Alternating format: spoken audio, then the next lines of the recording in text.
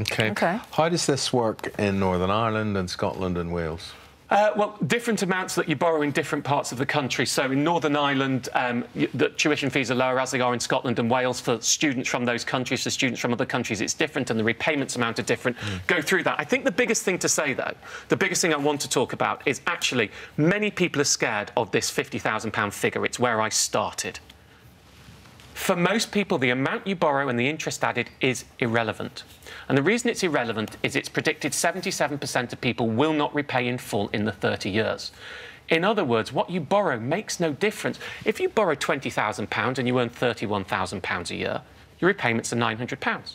If you borrow £50,000 and you earn £31,000 a year, your repayment's £900. If they put tuition fees up to £1 billion a year, so you borrowed £3 billion and you earn £31,000 a year, your repayment's £900. What you borrow doesn't impact what you repay a year. All it impacts is whether you'll clear within the 30 years. And for the vast majority of graduates, you won't clear it within the 30 years. You won't? You won't. So you're just going to repay based on what you earn each year. So I'm not saying it's cheap, but I'm saying talking about the debt burden is the wrong way to think about it. I've got a table here, hopefully. This is the real way you need to think about it. Right, all those numbers and percentages. Don't get scared. Don't get scared. Look, everybody out there, whether you go to university or not, and I'm talking post-2012 English starters here, earn under 11.5 grand, you don't pay tax on the first 11.5 grand. Earn 11,500 to 21,000, you pay 20% tax whether you went to university or not. This is the change.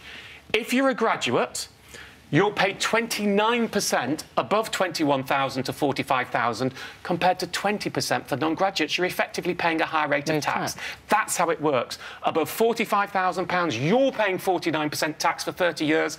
They're paying 40%. And if you're lucky enough to get to the 150 level, 54 to 40%. So don't think about the amount you owe. That's the way to think about it. This is a 9% increased rate of tax above £21,000.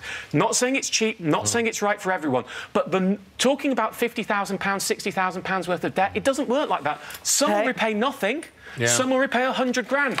It should be renamed a graduate contribution system. The name, calling it a student loan is misleading and dangerous and wrong. And you've put details for Scotland, Wales, Northern Ireland on our website. Yeah, I've put lots more detail. And do your reading if you don't understand.